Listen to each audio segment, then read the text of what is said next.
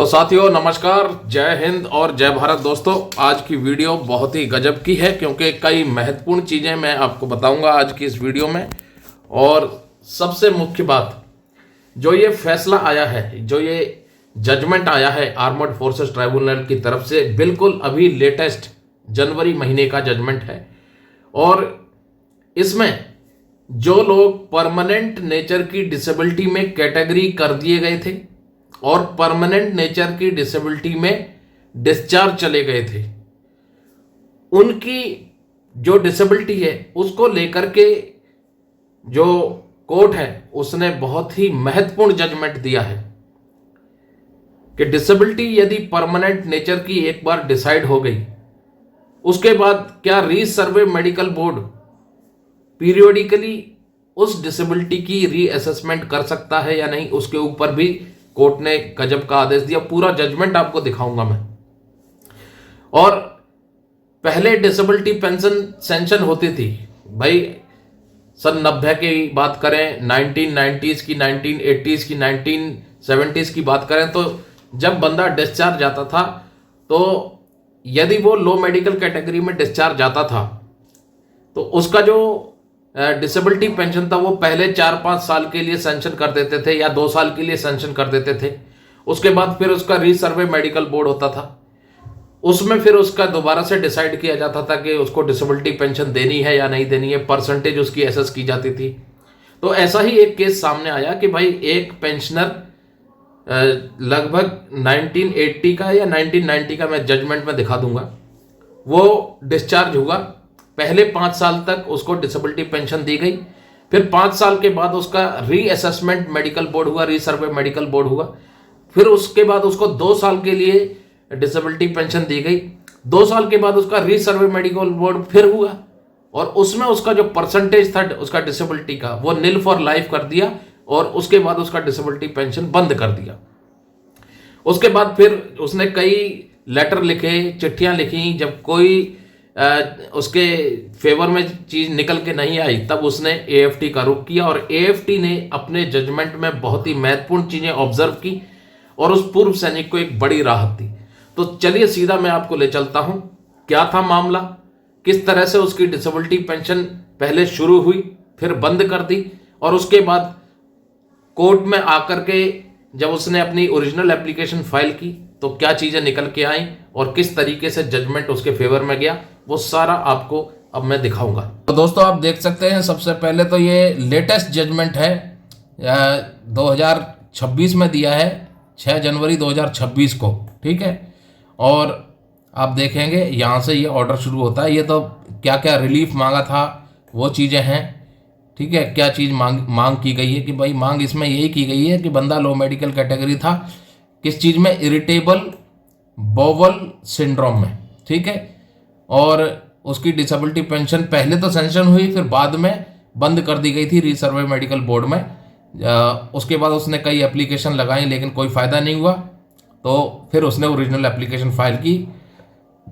बंदा भर्ती हुआ था कब, देखो यहाँ एनरोलमेंट डेट ये दी है, ये भर्ती हुआ था 28 जुलाई 1977 में और लो मेडिकल कैटेगरी में डिस्चार्ज कर दिया गया, डिस्चार्ज हो गया 31 मार्च 1991 में, ठीक है। इसको पूरी सर्विस नहीं करने दी गई। इसमें लिखा है ना, discharge on 31 March 1991 being placed in low medical category before completion of terms of engagement, यानी कि इसको पूरी नौकरी नहीं करने दी गई। सन 77 में भर्ती हुआ और सन 91 में इसको निकाल दिया गया, ठीक है। किस रूल में निकाला गया ये रूल पूरा दिखा दिया है। और 13 साल की सर्विस थी इसकी और 246 डेज, मतलब 13 लगभग 14 साल के आसपास। अब बिफोर डिस्चार्ज उसका क्या हुआ था, रिलीज मेडिकल बोर्ड हुआ था जो कि एमएच हॉस्पिटल देवलालियन वहाँ पर हुआ था।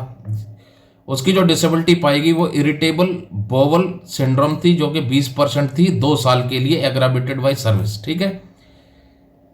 However principal controller of defence account pension Allahabad granted disability element of disability pension for 5 years, तो पहले 5 साल के लिए उसको डिसेबिलिटी पेंशन का डिसेबिलिटी एलिमेंट दिया गया, ठीक है, और उसका पीपीओ भी फिर इशू हो गया। उसके बाद रीसर्वे मेडिकल बोर्ड हुआ 1995 में, 30 अगस्त 1995 में, और उसकी डिसेबिलिटी 20% आकी गई 2 साल के लिए। फिर उसके बाद एप्लीकेंट को डिसेबिलिटी एलिमेंट दिया गया, ठीक है, 20% का जो था वह 2 साल के लिए, सन 96 से लेकर के सन 97 तक, और उसका पीपीयू फिर से इशू कर दिया गया।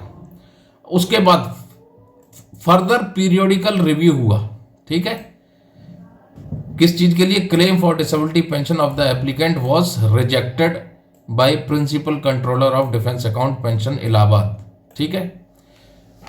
सन 97 के बाद उसका पीरियोडिकल रिव्यू हुआ और उसके बाद उसका डिसेबिलिटी पेंशन बंद कर दिया था, क्योंकि जो रीसर्वे मेडिकल बोर्ड हुआ था 13 मार्च 2002 को, ठीक है, 13 मार्च 2002 को रीसर्वे मेडिकल बोर्ड हुआ था। उसमें उसकी जो डिसेबिलिटी थी वो निल फॉर लाइफ कर दी थी, ठीक है, और उसका जो डिसेबिलिटी एलिमेंट था वो रिजेक्ट कर दिया था, ठीक है। फिर उसके बाद उसने कई चिट्ठियां लिखी, जिला सैनिक कल्याण बोर्ड से चिट्ठियां लिखी, वो रिजेक्ट हो गई, ठीक है। कई आर्टिलरी रिकॉर्ड को चिट्ठी लिखी, वो रिजेक्ट हो गई। सीपी ग्राम डाला, वो भी रिजेक्ट हो गया, ठीक है। ये सारी कार्रवाई उसने की, वो सब रिजेक्ट होती हुई आई। उसके बाद फिर उसने जब चारों तरफ से उसका रिजेक्शन आने लग गया तो फिर उसने प्रेफर किया भाई ओरिजिनल एप्लीकेशन फाइल करते हैं एएफटी में। एएफटी का रुख किया और फिर दलीलें चलती गई। ये पूरी दलीलें हैं। कहानी वही है कि पहले 5 साल के लिए उसको डिसेबिलिटी एलिमेंट दिया गया डिसेबिलिटी पेंशन का, फिर 2 साल के लिए दिया गया, फिर जो है पीरियोडिकल रिव्यू हुआ, ठीक है, 13 मार्च 2002 को, जहाँ पर उसकी जो डिग्री ऑफ डिसेबिलिटी थी, जो डिसेबिलिटी का परसेंटेज था वो निल फॉर लाइफ कर दिया और डिसेबिलिटी एलिमेंट रिजेक्ट कर दिया। अब यहाँ पर सबसे बड़ा सवाल खड़ा होता है कि क्या ऐसा हो सकता है, ठीक है। तो अब कोर्ट ने क्या ऑब्जर्व किया, चलिए कोर्ट के मैटर पर चलते हैं। कोर्ट ने 3 चीजें ऑब्जर्व की, वो मैं आपको दिखा देता हूं। सबसे पहला कोर्ट ने जो ऑब्जर्व किया, अब यहां पे आ जाओ, कोर्ट इस पैराग्राफ में क्या कह रही है, ये वाला पैराग्राफ। सबसे पहले कोर्ट कह रही है, firstly is the discharge of applicant A case of normal discharge और इनवैलिडेशन। पहला सवाल खड़ा होता है कि क्या बंदा नॉर्मल डिस्चार्ज किया था या इनवैलिडेटेड आउट कर दिया गया था, ठीक है। दूसरा सवाल, सेकेंडली, क्या disability of the applicant is of permanent nature and should it be assessed for life. पहला सवाल था कि क्या बंदा नॉर्मल डिस्चार्ज किया या इनवैलिड आउट किया गया। दूसरा सवाल था जो बंदे की डिसेबिलिटी है वो परमानेंट नेचर की है, और अगर परमानेंट नेचर की है तो क्या उसे असेस्ड फॉर लाइफ किया जा सकता है। और जो तीसरा सवाल है, तीसरा सवाल किया गया है, thirdly, is the applicant is entitled to disability element of disability pension, ठीक है, बिलो 20% एट्रीब्यूटेबल टू और एग्रावेटेड बाई मिलिट्री सर्विस, ठीक है। 3 सवाल हैं। पहला, क्या बंदा नॉर्मल डिस्चार्ज किया या इनवैलिड आउट गया। दूसरा, क्या डिसेबिलिटी परमानेंट नेचर की है, और है तो क्या उसे फॉर लाइफ एसेस किया जा सकता है। और तीसरा, 20% से कम डिसेबिलिटी है तो, और वो एट्रीब्यूटेबल या एग्रावेटेड है, तो क्या डिसेबिलिटी एलिमेंट उसको मिल सकता है। ये 3 महत्वपूर्ण सवाल सामने आए कोर्ट के। और उसके बाद जो पहला सवाल था, क्या बंदा नॉर्मल डिस्चार्ज गया या इनवैलिड आउट गया, तो वो तो बिल्कुल क्लियर है भाई। जो सरकारी वकील था उन्होंने काउंटर एफिडेविट फाइल किया, उसमें क्लियर लिखा था कि बंदा जो है अपनी टर्म्स ऑफ एंगेजमेंट पूरा करने से पहले निकाल दिया गया था। अब इनवैलिडेशन के लिए कोर्ट ने ऑब्जर्व किया for the purpose of first issue, यानी कि क्या वो डिस्चार्ज गया या नॉर्मल डिस्चार्ज था या इनवैलिडेट आउट था। उसमें लिखा है for the first issue as to whether the discharge of the applicant by release medical board in case of discharge invalidation. इस कॉन्टेस्ट में ये बिल्कुल क्लियर है कि applicant was discharge from service before completion of his terms of engagement in low medical category. ये बिल्कुल clear हो रहा है, कि भाई बंदा जो है before completion of terms of engagement में गया तो ये केस इनवैलिडेशन का बनता है। ठीक है, और क्यों बनता है उससे उसके ऊपर जजमेंट भी आ रखे हैं। ठीक है, ये एंड जजमेंट नहीं, entitlement rules for casualty pensionary award 1982 जो कि इनवैलिडेशन डिफाइंड करता है वो ये है इसके तहत। तो ये बंदा अब ये सिद्ध हो गया कि ये बंदा जो है इनवैलिड आउट किया गया था। इनवैलिड आउट केस में ये क्लियर लिखा है, from the above mention rules on disability pension and ratio of law emerging out of the honourable apex courts judgment, it is clear that once a person has been invalid out of service, it would attract for grant of 50% disability pension. ठीक है, in the instant case the applicant is in receipt of service element for life. ठीक है, since the applicant was invalid out from service due to his disability, hence as per the extant rules and regulation the applicant is entitlement for grant of 50% disability element. ये बिल्कुल clear cut लिख दिया है court ने अपने judgement में। दूसरा मुद्दा क्या था, whether the applicant's disability is of permanent nature, क्या बंदे की जो डिसेबिलिटी है वो परमानेंट नेचर की है। We would like to examine the policy of government of India ministry of defence. अब इसके ऊपर एक पॉलिसी है government of India ministry of defence की कि कोई डिसेबिलिटी परमानेंट नेचर की है तो क्या उसको रीअसेस किया जा सकता है, और उसके हिसाब से ये डिसेबिलिटी जो परमानेंट नेचर की है उसको रीसर्वे मेडिकल बोर्ड रीअसेस नहीं कर सकता जब तक कि इंडिविजुअल खुद रिक्वेस्ट ना करे। ठीक है, क्योंकि आरएमबी में ऑलरेडी डिसेबिलिटी को परमानेंट घोषित कर दिया गया है, उसके बाद उसको रीअसेस करने की जरूरत नहीं है। देखो इसमें क्लियर लिखा है, the assessment with regard to percentage of disability as recommended by invaliding medical board और release medical board and as adjudicated by MAP in respect of PBR and MOD in respect of commissioned officer would be treated as final. ठीक है, ये assessment की प्रक्रिया and for life unless the individual himself request for review except in cases disabilities which are not of permanent nature. अगर disability permanent nature की नहीं है तो इंडिविजुअल रिव्यू कर सकता है, रिव्यू के लिए रिक्वेस्ट दे सकता है, और एक बार जब आरएमबी या इनवैलिड मेडिकल बोर्ड में डिसाइड हो गया कि डिसेबिलिटी परमानेंट नेचर की है तो उसको रीअसेस नहीं किया जा सकता। ठीक है, अब रीअसेसमेंट ऑफ डिसेबिलिटी के बारे में लिखा है, there will be no periodical review by resurvey medical board for reassessment of disability. बिल्कुल क्लियर कट है, in cases of disabilities adjudicated as being of a permanent nature। बिल्कुल क्लियर है। ठीक है, the decision once arrived at will be final and for life unless the individual himself request for a review in cases of disabilities which are not of permanent nature। यहां बिल्कुल समझ लीजिए, रीसर्वे medical board periodically review नहीं कर सकता disability को। ठीक है, जब तक कि इंडिविजुअल खुद रिक्वेस्ट नहीं करेगा, और वो भी कब, जब वो डिसेबिलिटी परमानेंट नेचर की नहीं होंगी। तब जब आरएमबी में डिसाइड हो गया कि डिसेबिलिटी परमानेंट नेचर की है तो वो पीरियोडिकल रिव्यू नहीं हो सकती रीसर्वे मेडिकल बोर्ड के द्वारा, और इसके ऊपर जजमेंट भी आ रखा है। ये जजमेंट जो है commander Rakesh Pande versus union of India वाला जो मैटर था उसके ऊपर ये चीज निकल के आई है।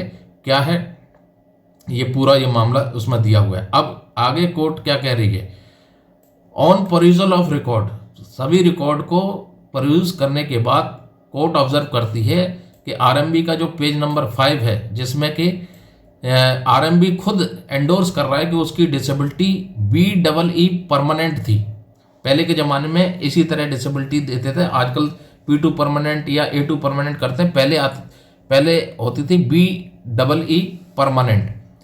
And in para 3 of counter affidavit, respondent have also stated that at the time of discharge the petitioner was in low medical category BEE permanent due to disability irritable bowel syndrome। ठीक है, अब यहां पर सरकार खुद फंस गई। Counter affidavit, इस मुद्दे को आपको समझना बहुत जरूरी है। ठीक है, काउंटर एफिडेविट अब ये जो काउंटर एफिडेविट है, ये रेस्पोंडेंट सरकार के वकील के द्वारा जो काउंटर एफिडेविट फाइल किया गया, उसमें खुद लिखा था कि बंदा जब डिस्चार्ज हुआ तब वो लो मेडिकल कैटेगरी था, और उसकी जो लो मेडिकल कैटेगरी थी वो ये थी BEE, परमानेंट नेचर की। डिसेबिलिटी क्या थी? Irritable bowel syndrome. ठीक है। अब जो डिसेबिलिटी ऑलरेडी परमानेंट नेचर की है, उसको रीअसेसमेंट रीसर्वे बोर्ड कैसे कर सकता है, उसी चीज का ये चीज निकल के आ रही है, कोर्ट ऑब्जर्व कर रही है। और इस डिसेबिलिटी की वजह से ये इनवैलिड आउट फ्रॉम सर्विस है। ठीक है, दो चीजें क्लियर हो गई। अब कोर्ट कह रही है, therefore we are of the opinion that the applicant's disability is of permanent nature and it cannot be assessed periodically. जो डिसेबिलिटी परमानेंट नेचर की है, उसको दोबारा से पीरियोडिकली असेस नहीं किया जा सकता, ये कोर्ट ने ऑब्जर्व किया है अपने जजमेंट में। ठीक है, अब आ जाइए, अब क्या वो डिसेबिलिटी फॉर लाइफ है? ठीक है, उसमें ये कमांडर राकेश वाला जो मैटर है, वो मैटर सामने आया है। इसमें लिखा है disability is permanent in nature as the decision once arrived at will be for life. ठीक है, and the applicant is entitled for disability pension. ये मैटर पूरा निकल के आया, और लास्ट में अगर आप देखेंगे फैसला दे दिया है ये, in view of the above original application number deserve to be partially allowed, hence partially allowed. ठीक है, द इम्पंक्ड ऑर्डर जिसमें के एप्लीकेंट की डिसेबिलिटी पेंशन रिजेक्ट की थी, उसको सेट असाइड कर दिया है। इधर ये सेट असाइड कर दिया है। The disability of the applicant is considered of permanent nature for life. भाई उसकी जो डिसेबिलिटी नील फॉर लाइफ कर दिया था, वो परमानेंट नेचर की है। और चूंकि ये इनवैलिडेशन वाला मामला है, तो इनवैलिडेशन तो भाई 20% से कम होगा ही नहीं, और 20% है क्योंकि उसको पहले से ही डिसेबिलिटी पेंशन मिल रही थी, क्योंकि वो डिसेबिलिटी एट्रीब्यूटेबल या एग्रावेटेड थी, तो वो 20% भी राउंड ऑफ होगा। अब आगे आप देखना, the applicant's disability has already been regarded as aggravated by service in RMB। ठीक है भाई, RMB जो हुआ था उसमें ऑलरेडी एग्रावेटेड था, उसके बाद इसको सर्विस पूरी नहीं करने दी गई, तो वो इनवैलिड आउट केस था, तो 20% से कम तो होगा ही नहीं सुप्रीम कोर्ट के ऑर्डर के मुताबिक। तो 20% के ऊपर फिर राउंडिंग ऑफ का भी बेनिफिट लगेगा। अब यहां पर दिया है आगे, ये पढ़ो, in addition to service element of disability pension the applicant is entitled to get disability element at the rate 20% for life। ठीक है, और उसके बाद लिखा है, आप ये देखो, which would be rounded off to 50% for life with effect from 3 year proceeding of the date of filing of original application। गजब का जजमेंट है भाई, बहुत अच्छी चीजें ऑब्जर्व की हैं कोर्ट ने। और उसके बाद फिर रेस्पोंडेंट को डायरेक्शन दे दी है डिसेबिलिटी एलिमेंट ग्रांट करने का, राउंडिंग ऑफ का बेनिफिट देने का, 3 साल का एरियर देने का।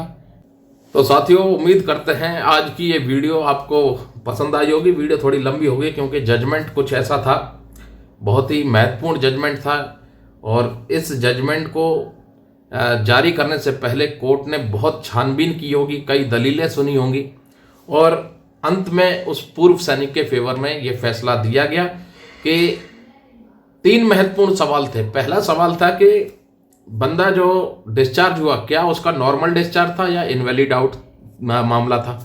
दूसरा, क्या उसकी डिसेबिलिटी परमानेंट नेचर की थी, और क्या रीअसेसमेंट बोर्ड के माध्यम से उसकी डिसेबिलिटी को रीअसेस किया जा सकता था।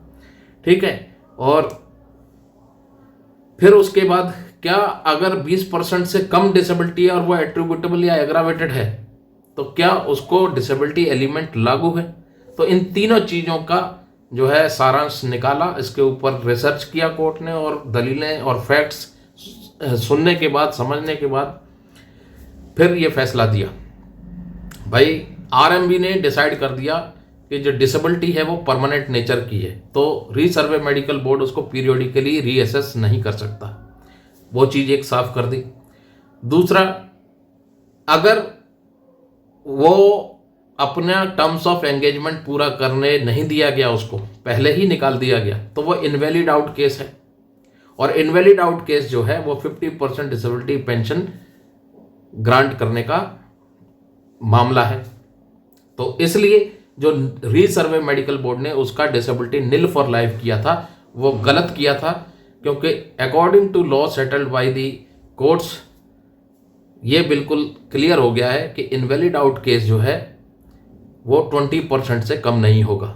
और डिसेबिलिटी एट्रीब्यूटेबल टू या एग्रावेटेड बाय सर्विस है तो फिर उसके ऊपर राउंडिंग ऑफ का बेनिफिट लगेगा, क्योंकि 20% में डिसेबिलिटी एलिमेंट सैंक्शन होता है।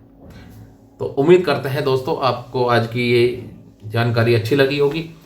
आपकी भी डिसेबिलिटी पेंशन पहले मिली, फिर बाद में बंद कर दी गई रीसर्वे मेडिकल बोर्ड के माध्यम से, निल फॉर लाइफ करके या लेस देन 20% करके, तो आप यदि कोर्ट केस करना चाहते हैं, और मैं तो यही कहूँगा कि बिल्कुल करें, क्योंकि यदि आपको सर्विस पूरा नहीं करने दिया गया और फिर बाद में डिसेबिलिटी पेंशन आपका बंद कर दिया, तो ये कहीं ना कहीं इनजस्टिस है।